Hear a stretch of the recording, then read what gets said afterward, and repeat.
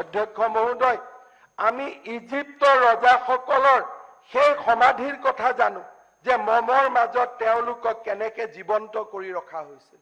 আজি আহোম স্বৰ্গদেউসকলৰ সেই স্থাপত্যৰ কথা বিশ্বৰ বুকুত কবৰ বাবে স্বাধীনতাৰ ৭৫টা বছৰ আমি অপেক্ষা কৰিবলগীয়া হ'ল। When we are going to tell our story, আমাৰ কথা আমি বিশ্বক কেতিয়া ক'ব যাম? আজি আমাৰ বহাগ বিহুৰ কথা আমি বিশ্বক কেতিয়া ক'ব যাম? মই ভাবো এয়া নৱজাগ্ৰত অসমৰ দায়িত্ব।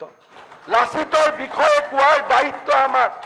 স্বৰ্গদেউসকলৰ সেই আৰ্কিঅলজিকেল যি এক পৰাকাষ্ঠা আছিলে, উৎকৰ্ষতা আছিলে, তাৰ বিষয়ে কোৱাৰ সময়ে আজি প্ৰথমবাৰৰ বাবে প্ৰধানমন্ত্ৰী নৰেন্দ্ৰ মোদী ডাঙৰীয়াই সেই চৰাইদেউৰ মৈদামক ইউনেস্কোত ৱৰ্ল্ড হেৰিটেজৰ কাৰণে পঠালে।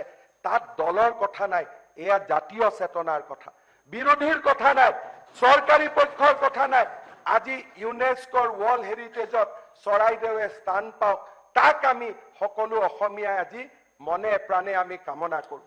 তাৰ কাৰণে আমি কেনেকৈ পাৰোঁ আমি কণ্ট্ৰিবিউশ্যন কৰিম। আজি 14 এপ্ৰিলত বহাগ বিহুৱে সমগ্ৰ ভাৰতক আকৰ্ষিত কৰিব। তাৰ পিছত প্ৰত্যেক বছৰে বিহু চাবৰ কাৰণে পৰ্যটনৰ সংখ্যা বৃদ্ধি পাব। অসমৰ বিহু জগত সভালৈ যাব। এয়া আমাৰ জাতিটোৰ বাবে কৃতজ্ঞতাৰ সময়। এয়া আমাৰ জাতিৰ কথা কোৱাৰ সময় বিশ্বৰ দৰবাৰত। আৰু এইখন চৰকাৰে দায়িত্ব লৈছে।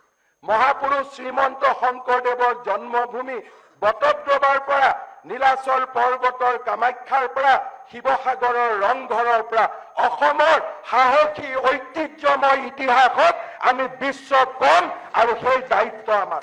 অধ্যক্ষ মহোদয়, বাগৰুম্বাৰ মাতৰ পৰা সত্ৰীয়া নৃত্যলৈকে অসমৰ পৰম্পৰাক আমি বিশ্বৰ বুকুলৈ আগবঢ়াই লৈ যাম। এয়া আমাৰ সংকল্প অধ্যক্ষ মহোদয়। আৰু এই সংকল্পৰ পথত কোনেও আমাক ৰুধিব নোৱাৰে, বাধা দিব নোৱাৰে, কাৰণ আই অসমীৰ সমৰ্থন, আই অসমীৰ সম্পূৰ্ণ মৰম আৰু চেনেহ আমাৰ লগত আছে। অধ্যক্ষ মহোদয়, ঋণ লোৱাই দুৰ্বলতা নুবুজায়, ঋণ লোৱাই এজন সফল ব্যক্তিক বুজায়, যোনে ঋণ ঘূৰাব পাৰে, যাক ঋণ দিয়াৰ বাবে মানুহে বিশ্বাসত ল'ব পাৰে। ঋণ কি এনেই দিব নেকি? আজি লোনৰ ক্ষেত্ৰত যদি আমি চাওঁ, গোটেইবোৰ কংগ্ৰেছ শাসিত ৰাজ্যতকৈ আমি লোনৰ ক্ষেত্ৰত আটাইতকৈ ভাল ৰিজাল্ট কৰি আছো। আমি লোন ঘূৰাই দিয়াটো আগত আছো, আৰু লোন লোৱাটো আমি কমত আছো। এইটো হ'ল ফেকচুৱেল ষ্টেটাছ। এই ফেকচুৱেল ষ্টেটাছটো মানুহৰ আগত গৈ ক'লেই নহ'ব যে ইমান টকা লোন লৈছে। কিন্তু আটাইতকৈ আজি অসমৰ লোনো কম, আৰু 32% ডেট GDP ৰেচিঅ'ৰ পৰিৱৰ্তে আমি 23% ডেট GDP ৰেচিঅ'ত আছো। আৰু we are riding A solid economy. আমাৰ কোনো সমস্যা নাই। 1 তাৰিখে আমি দৰমহা দিব পাৰোঁ। কেজুৱেল এমপ্লয়ীক চৰকাৰী কৰ্মচাৰীৰ দৰে দৰমহা দিব পাৰোঁ। হোমগাৰ্ডৰ দৰমহা আমি 23,000 টকালৈকে কৰিব পাৰোঁ। চৰকাৰী কৰ্মচাৰী দিয়ে আমি কেন্দ্ৰীয় চৰকাৰৰ সমান আমি দিব পাৰোঁ। এইখনে হৈছে অসম। মাননীয় অধ্যক্ষ মহোদয়, ভৰত নৰহ ডাঙৰীয়াই ভাষণত কৈছে যে পাঞ্জাৱ 5খন শ্ৰেষ্ঠ ৰাজ্য। 3 বছৰ দিয়ক, মই পাঞ্জাৱক GDPত পিছ পেলাই আছো। I just need 3 years. পাঞ্জাৱৰ GDP আজিৰ দিনত পাৰ ৰেটত এতিয়া অসমৰ GDP আছে 17 ইণ্ডিয়ান ৰেংকিঙত, পাঞ্জাৱ আছে 16। এতিয়া আমি ফলো কৰি আছো পাঞ্জাৱক।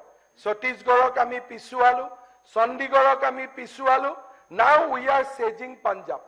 Punjab is around 6,80,000. We will be 5,50,000. 3 years অসমৰ সৰ্বমুঠ ঘৰুৱা উৎপাদনে পাঞ্জাৱক চেৰ পেলাব। সেই কথা মই আজি দায়িত্ব সহকাৰে এই সদনক ক'ব পাৰোঁ।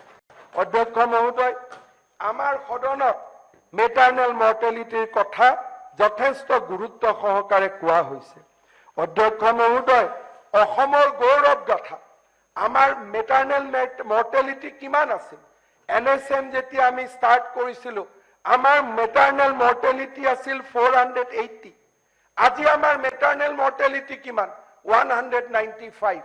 480ৰ পৰা we have reduced to 195 আৰু যদি আজি আমি চাব যাওঁ ভাৰত আৰু অসমৰ মাজত লাহে লাহে আমি গ্যাপটো কমাই আনি আছো মই বাৰে বাৰে কৈছো যে যেতিয়ালৈকে বাল্য বিবাহ থাকিব সেই মুহূৰ্তলৈকে মেটাৰনেল মৰ্টেলিটি আৰু ইনফেন্ট মৰ্টেলিটি কমিব নোৱাৰে হাউসে ঠিক কৰি লওক যে চৰকাৰক আমি এমএমআৰ আৰু আইএমআৰ কথাই কম আৰু ইনডাইৰেক্টলি আমি চাইল্ড মেৰেজৰ ওপৰত কিয় একশন লৈছে বুলি আমি প্ৰশ্নও কৰিম কোনে তথ্য দিছে মই নাজানো বিৰোধী দলৰ দলপতি ডাঙৰীয়াই কৈছে যে হাই কোৰ্টে বোলে আমাক পস্কো এক ব্যৱহাৰ কৰাৰ কাৰণে বেয়া পাইছো I totally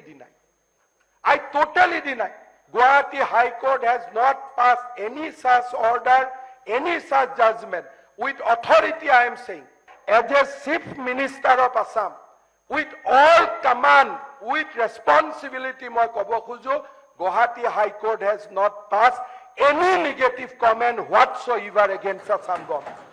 আৰু মই এইটো with all sense of confidence মই ক'ব খুজো মই হিন্দু বাতৰি কাকতকো কৈছো টাইমছ অফ ইণ্ডিয়াকো কৈছো যে আপোনালোকে নিউজটো দিছে কোনে দিছে চাইলক please do not defame Assam আমাৰ ওপৰত কোনো নেগেটিভ কমেন্ট হোৱা নাই উল্টা আজিলৈকে অসম গভৰ্ণমেণ্টেও কোৰ্টক কৈছে যে এতিয়া কাবাক বেল দিলেও আমাৰ আপত্তি নাই এতিয়াও 1000 একিউজক কোৰ্টৰ পৰা বেল পোৱা নাই আজিৰ দিনতো 1000 একিউজ আৰ ইনসাইড জেল আমি পুলিশেও কৈছে যে এতিয়াৰ বেল দিলে আমাৰ আপত্তি নাই আমি এটা মেসেজ দিব লাগিছিল আমি দিলু কিন্তু তাৰ পিছতো কোৰ্টে কৈছে যে these are serious offenses আজিলৈকে 1000 ব্যক্তিয়ে এতিয়াও বেল পোৱা নাই these are matter on record আজি কোনোবাই কৈছে যে অসমে বিদ্যুৎ উৎপাদন কৰিব নোৱাৰে বিদ্যুৎ উৎপাদন কিয় কৰিব নোৱাৰে যদি মাৰ্ঘেৰিটাত মোক কোৱা হয় যে মাৰ্ঘেৰিটাত কয়লা আছে 1000 মেগাৱাটৰ এটা ইন্ডাষ্ট্ৰি আপোনালোকে গৈ স্থাপন কৰক who will stop me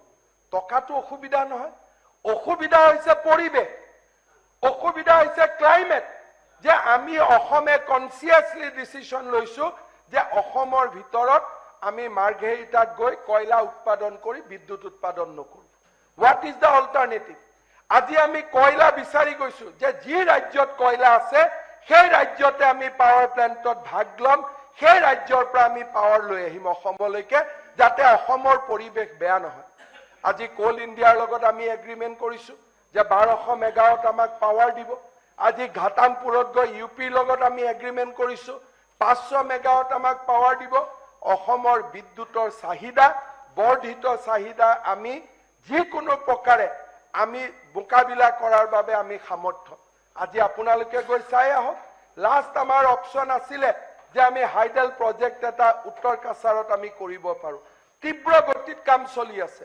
120 মেগাৱাটৰ Kathalguri project আমি অহা বছৰ আমি আৰম্ভ কৰিম কপিলি প্ৰজেক্ট কঠালগুৰি না কপিলি আমি অহা বছৰ আৰম্ভ কৰিম মাত্ৰ 3 বছৰতে নিৰ্মাণ আমি শেষ কৰিম